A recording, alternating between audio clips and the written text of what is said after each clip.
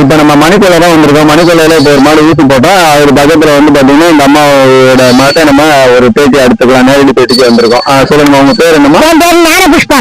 சும்மா மெதுவா பேசுங்க, அதுல ஸ்பீக்கர் நல்லா இருக்கும். ஞானபுஷ்பா. ஞானபுஷ்பமா? ஓகே, இவங்க பேரு ஞானபுஷ்பா, மணிக்கொல்லை. இவங்க இப்ப நம்ம ஊசி எல்லாம் போடுறோமே, அது சனம் பிடிச்சிட்டு இருக்கீங்களா? கண்ணு போட்டுட்டு இருக்கீங்களா? கண்ணெல்லாம் போடுறீங்களா? கண்ணு போடுதுங்க. எத்தனை டைம்ல சனம் பிடிக்கிறது நம்ம ஊசி போடுறது எல்லாமே?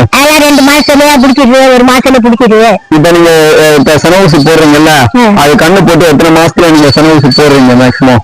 அது 3 மாசத்துல நாங்க போடுவோம். 3 மாசத்துலயே போடுறீங்க. ஓகே, 3 மாசத்துல போட்டீங்கன்னா அடுத்து வந்து அதே வருஷத்துல கண்ணு போடுதா, அடுத்த வருஷத்துக்கு கண்ணு போடுதா?